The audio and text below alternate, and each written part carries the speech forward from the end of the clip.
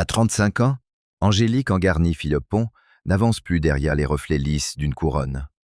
Elle choisit enfin de dire ce que beaucoup n'osaient qu'imaginer. L'amour, la blessure, et ces décisions que l'on prend en silence quand le cœur a trop longtemps porté seul. Car derrière une femme que l'on croit forte, combien de nuits ont-elles été traversées sans témoin?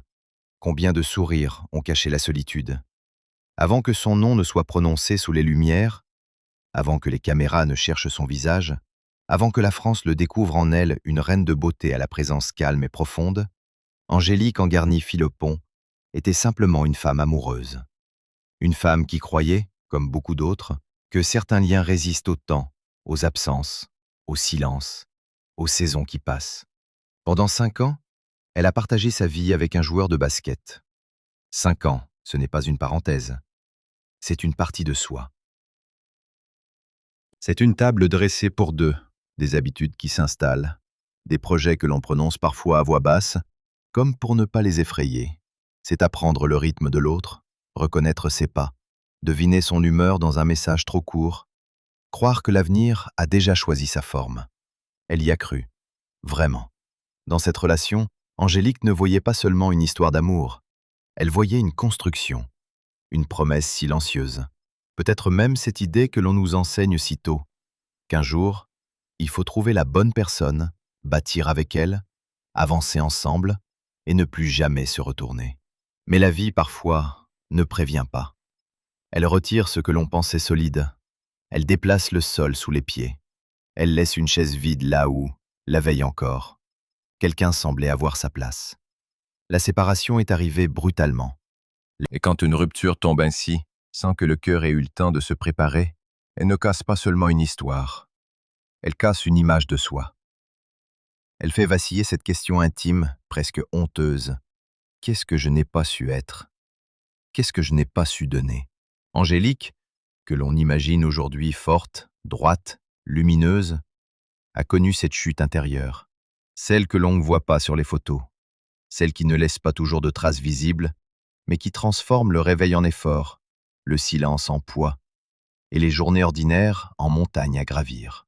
Pendant environ 2 ans, elle traverse une période de dépression.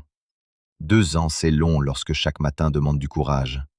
2 ans, c'est long lorsque les souvenirs reviennent comme des vagues, lorsque les gestes simples deviennent difficiles, lorsque l'on sourit parce qu'il le faut, mais que quelque chose, au fond, reste éteint.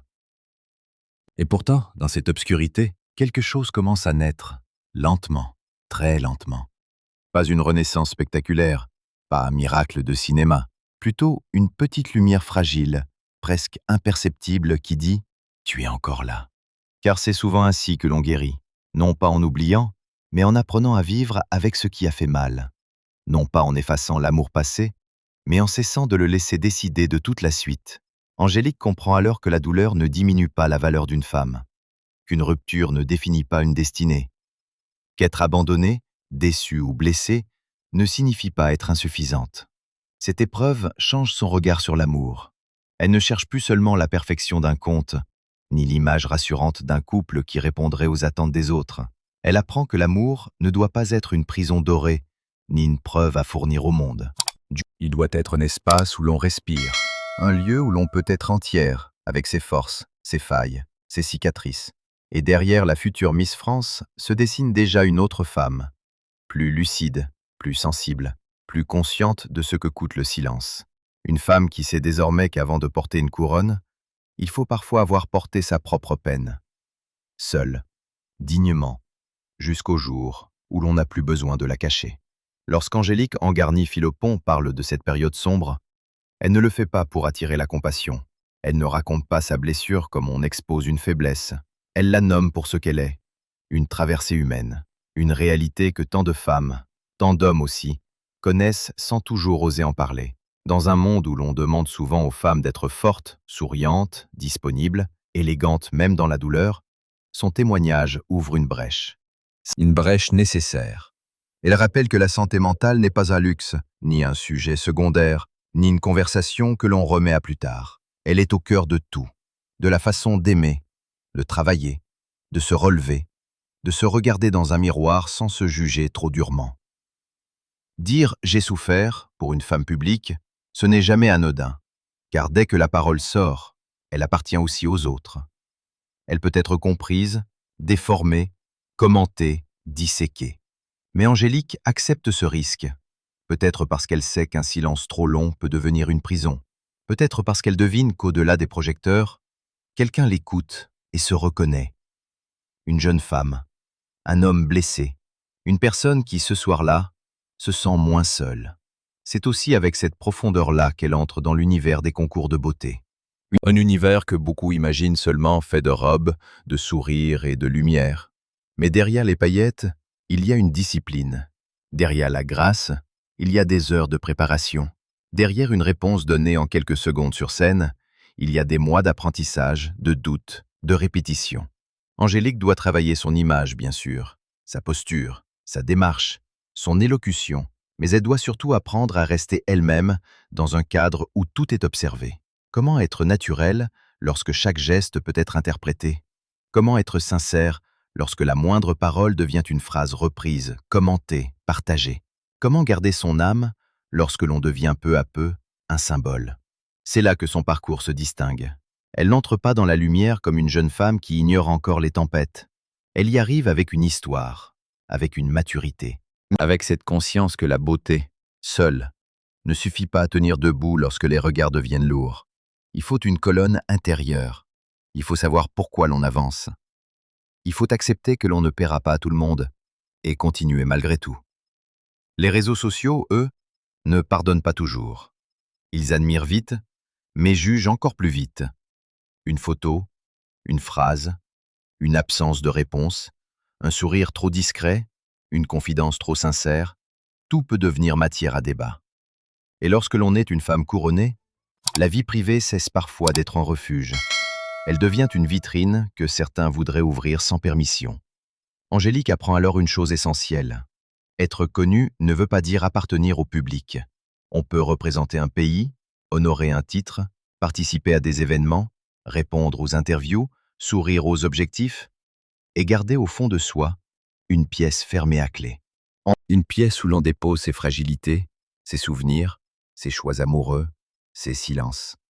C'est cette frontière qu'elle tente de construire, avec élégance, avec fermeté. Être Miss France, oui, mais ne pas devenir un personnage fabriqué, rester une femme réelle, une femme qui a aimé, qui a souffert, qui s'est relevée, et qui refuse désormais de confondre la lumière avec la vérité tout entière. Après le couronnement, il y a toujours cet instant que l'on imagine magique, les fleurs, les applaudissements, les flashs qui crépitent, les visages tournés vers la nouvelle élue. Tout semble suspendu, comme si la vie, soudain, devenait plus grande, plus brillante, plus légère. Mais derrière cette image parfaite, commence souvent une autre histoire, une histoire moins visible, celle de l'adaptation. Pour Angélique Angarny-Philopon, devenir Miss France ne signifie pas seulement porter une écharpe et une couronne. Cela signifie entrer dans un rythme qui ne laisse presque aucun espace au hasard. Les déplacements s'enchaînent, les interviews se succèdent, les plateaux, les cérémonies, les rencontres officielles, les engagements associatifs, les prises de parole publiques. Chaque journée devient une scène nouvelle, chaque apparition, une responsabilité.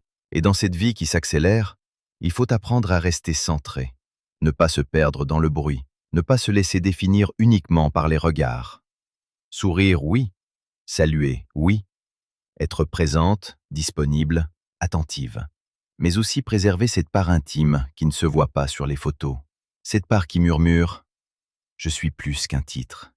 Je suis plus qu'une image. » C'est peut-être là que la maturité d'Angélique prend toute sa force.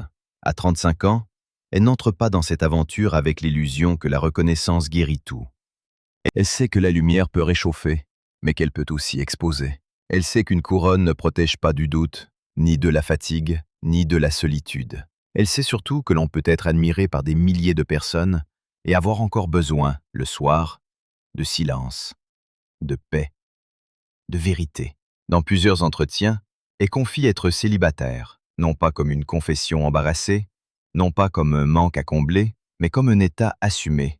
Elle ne court pas derrière une histoire pour rassurer les autres. Elle ne cherche pas à remplir une case.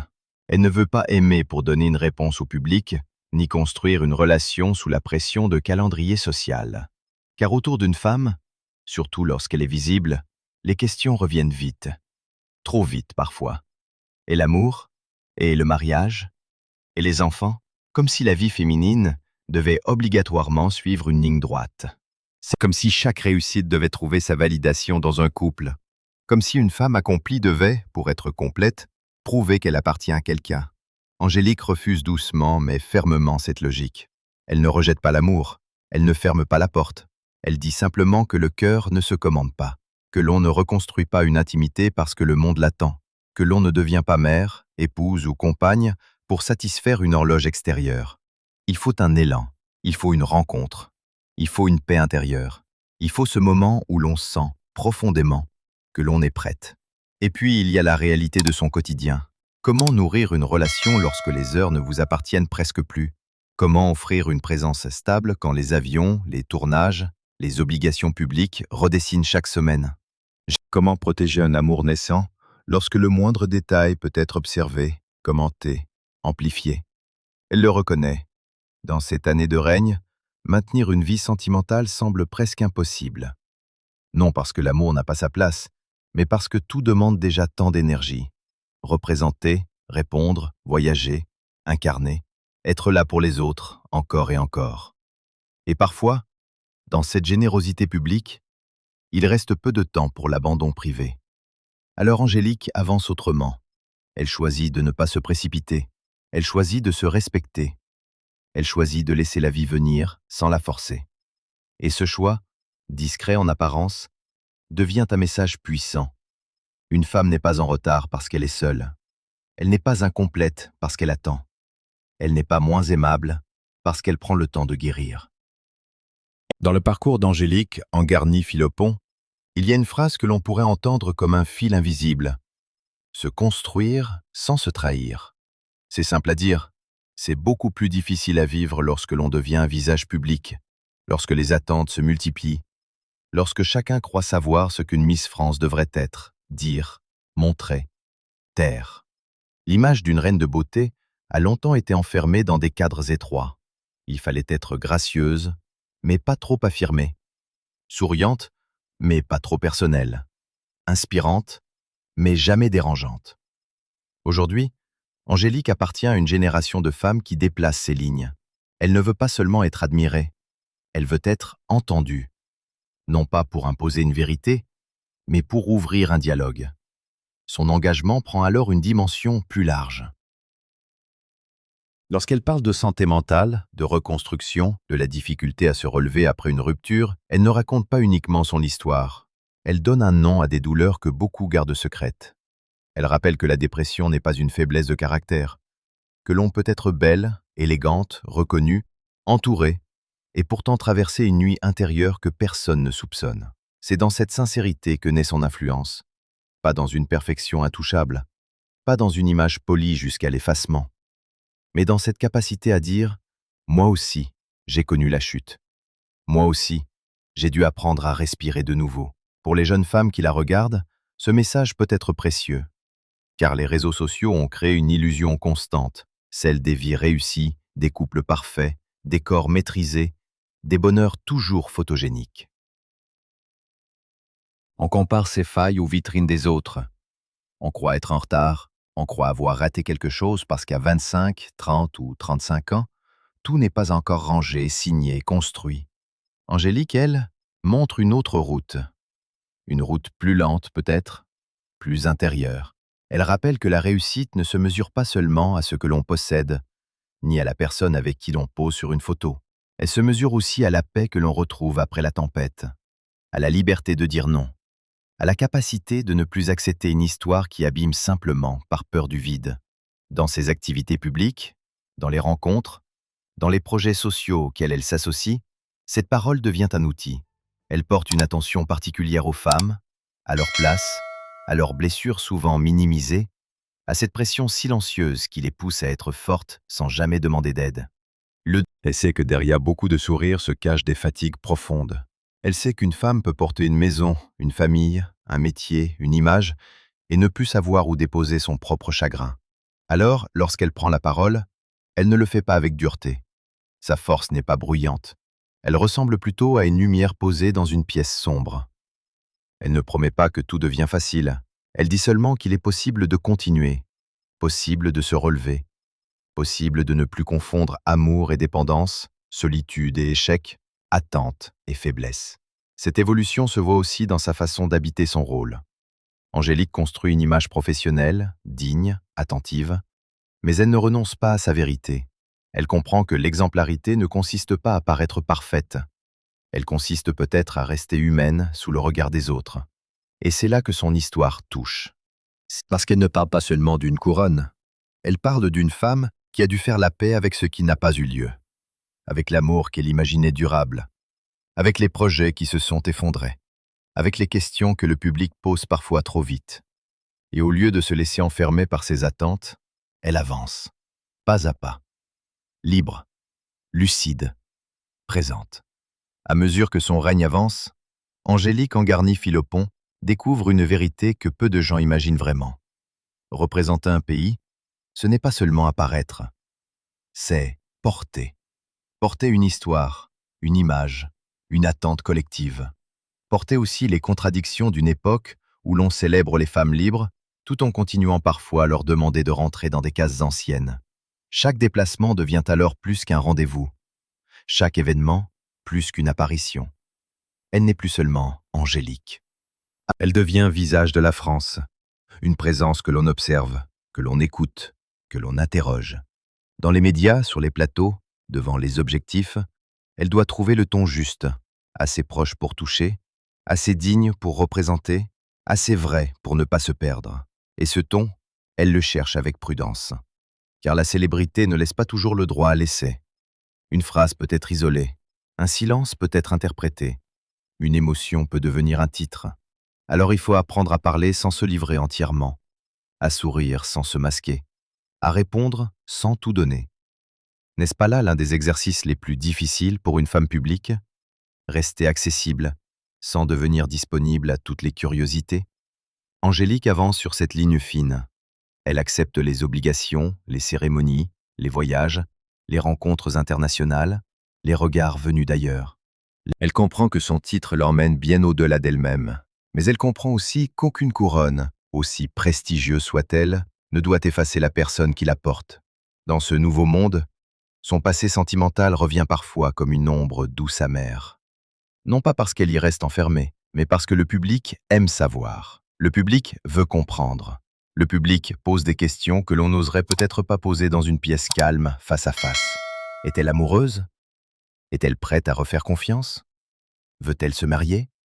Veut-elle des enfants? À ces questions, Angélique ne répond pas avec provocation. Elle répond avec cette maturité tranquille de celles qui ont déjà payé le prix de certaines illusions. Elle ne dit pas non à l'amour, elle dit non à la pression. Elle ne refuse pas l'avenir, elle refuse qu'on le décide pour elle. C'est une nuance essentielle. Une nuance que beaucoup de jeunes femmes entendent peut-être avec soulagement, car il existe une fatigue profonde à devoir toujours justifier son rythme. Pourquoi être seule? Pourquoi attendre? Pourquoi ne pas suivre le chemin prévu, comme si la vie devait être une course, avec des étapes obligatoires et des délais invisibles? Angélique rappelle, par sa manière d'être, qu'il n'y a pas une seule façon de réussir sa vie. Il y a des femmes qui aiment tôt, d'autres plus tard, des femmes qui deviennent mères, d'autres non, des femmes qui se marient, d'autres qui choisissent une autre forme de bonheur, et aucune de ces routes ne devrait être jugée comme incomplète. Après la crise intérieure qu'elle a traversée, elle ne cherche plus un amour idéal pour combler une peur. Elle cherche peut-être une vérité, quelque chose de plus calme, de plus solide, de moins spectaculaire. Elle sait désormais qu'aimer ne devrait pas demander de disparaître, que l'on ne guérit pas en se jetant dans une autre histoire pour oublier la précédente, que le cœur a besoin de temps, comme une terre après l'orage. Alors, dans le tumulte de son année de Miss France, elle apprend à faire de la solitude non pas une punition, mais un espace. Un espace pour se connaître, pour respirer, pour écouter ce qui, longtemps, avait été couvert par le bruit des attentes. Et cette solitude choisie, assumée, devient presque un acte de résistance. Dans un monde qui demande sans cesse des preuves d'amour, des images de couple, des annonces, des confidences, Angélique ose garder une partie de son histoire hors champ. Elle montre que l'intimité n'a pas besoin d'être validée par le regard des autres, que la pudeur peut être une force, que l'on peut être visible sans être transparente.